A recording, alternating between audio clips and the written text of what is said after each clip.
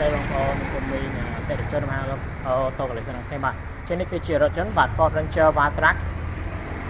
Ford Ranger Wildtrak បាទដែលតេជជនក៏អញ្ជើញមកផ្លាស់ប្ដូរជាមួយនឹងគ្នាជើងចាស់ចាប់ប្រកបចេញណាបងប្អូនអូបមីនេះបាទសម្រាប់ជើងចាប់ប្រកប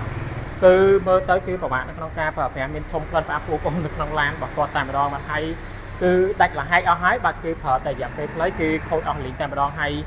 ក៏ដូចជាមើលទៅញ៉ៃញ៉ៃនៅក្នុងឡានមែនទែនបាទចឹងហើយទើបធ្វើឲ្យគាត់សម្រាប់ចិត្តផ្លាស់ប្ដូរចេញងាកមកប្រើប្រាស់ជាមួយនឹងកម្រាលជើងដែលជាផលិតផលរបស់ Auto Collection វិញម្ដងបាទបងប្អូនមិញបាទគ្រាន់តែបាក់ពីខ្វាក់មកឃើញកម្រាលជើងរបស់ Auto Collection គឺប្រណិតមែនទែនជាមួយនឹងឈុតដក Premium បាទសម្រាប់រថយន្ត Ford Ranger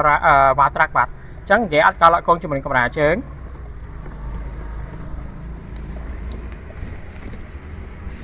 ខិតអីខាងតកង់ទៅមុខអត់បុកជាមួយនឹងកម្រាលជើងខិតអីខាងតកង់ទៅក្រោយអត់បុកជាមួយនឹងកម្រាលជើងខិតអីខាង passenger ទៅមុខអត់បុកជាមួយនឹងកម្រាលជើង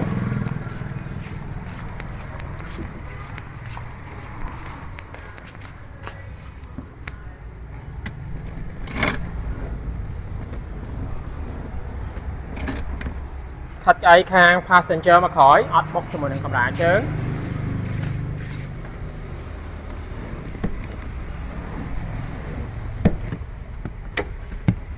កម្រាលជើងរបស់ហាង Auto Collection គេសុទ្ធតែជាប្រភេទកម្រាលជើងពីរជាន់ទាំងអស់បាទអញ្ចឹងសម្រាប់ជាន់ខាងក្រោមគេនេះយើងហៅថាជាន់ទី1ការប្រើប្រាស់ប្រចាំថ្ងៃ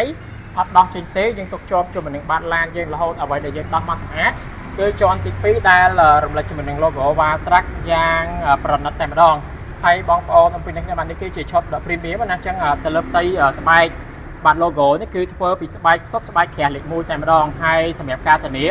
ទាំងផ្ទៃកម្រាលជើងទាំងផ្ទៃ logo គឺយើងធានាបងប្អូនអពុមីប្រើរហូតតែម្ដងបាទហើយបងប្អូនអពុមីដឹងអត់ថាសម្រាប់កម្រាលជើងពណ៌ខ្មៅគ្នាទៅក្រូចនេះគឺជាពណ៌របស់ Wildtrak តែម្ដងដោយសារបងប្អូនបាទបងប្អូនមើលសូម្បីតាអស Wildtrak ដាប់នៅក្នុងឡានគេដាប់ពណ៌ទៅក្រូចភ្នែក៏គេឡាយជាមួយគ្នាទៅក្រូចជាមួយនឹងតាប់ឡូអញ្ចឹងទ្វារហ្នឹងបាទគឺសុទ្ធតែឡាយជាមួយគ្នាទៅក្រូចនេះគឺសុទ្ធតែឡាយជាមួយស្បែកខ្មៅគ្នាទៅក្រូចហើយសូម្បីតែបាទចង្កឹះលេខបាទក៏ចកោតអីហ្នឹងគឺឡាយជាមួយនឹងគ្នាទៅក្រូចទាំងអស់ហើយបងប្អូនមិញមើលកម្រាលជើងបាទគឺខ្មៅបាទចាំផ្លែតបាទខ្មៅឡាយជាមួយគ្នារបស់ទៅក្រូចហ្នឹងបាទគឺខ្ញុំដាក់ឈ្មោះថាគឺជាពណ៌របស់ Wildtrak តែម្ដងបាទចឹងហើយទៅធ្វើកម្រាលជើងដែលដាក់ពណ៌ហ្នឹងចូលទៅក្នុង Wildtrak គឺដាក់ទៅគឺមើលទៅគឺប្រណិតបាទខ្លាំងមែនតើបងប្អូនមានតែគ្នាបាទចឹងសម្រាប់កម្រាលជើងរបស់ហាង Auto Collection ក្រោយពេលដែលដាក់ចូលទៅក្នុងរថយន្តរបស់អតិថិជនអ្វីដែលសំខាន់បំផុតគឺត្រូវតែជួយការពារបាត់រថយន្តរបស់អតិថិជនឲ្យបានល្អខ្លាំងមែនតើហើយវាលើសពីការពារទៅទៀតបន្ថែមទាំងជួយលើកសម្រាប់សុខភាពនៅខាងក្នុងរថយន្តមកច្រើនរថយន្តកាន់តែស្អាតទំនើបទាន់សម័យនិងទាក់ទាញលើដើមជឿជាក់ 100% ថាអតិថិជនក៏ច្បាស់ជាឆ្លាញ់រថយន្តរបស់គាត់ពេលដងលើធម្មតាក្រោយពេលដែលដាក់កម្រាលជើងដែលជាផលិតផលរបស់ហាង Auto Collection ចូលទៅក្នុងរថយន្តជាទីស្រឡាញ់របស់គាត់ហើយបើនិយាយពីຂະຫນາດកម្រាលជើងគឺសិតតែកាត់ចេញពីកុំព្យូទ័រចឹងបងប្អូនអំពុំមិញបាច់បារម្ភថាកម្រាលជើងដាក់ទៅមិនត្រូវទៅជាមួយបាតរថយន្តរបស់បងប្អូនអំពុំទេបើសិនជាវែងជាងខ្លីជាងក៏យើងអត់លក់ជូនបងប្អូនអំពុំមិញយកតែលុយតែបាទនេះគឺជាគោលការណ៍របស់ហាង Auto Collection ណាអញ្ចឹងបងប្អូនអំពុំមិញបាច់បារម្ភទេណាបាទបងប្អូនមិញបាទសម្រាប់ហាង Auto Collection គឺយើងមិនមែនចេះតែលក់ផលិតផលទាំងដែលផលិតផលហ្នឹងមិនត្រូវទៅជាមួយនឹងរថយន្តទីស្រឡាញ់របស់បងប្អូនហើយយកលុយទេបាទគឺមិនអញ្ចឹងទេ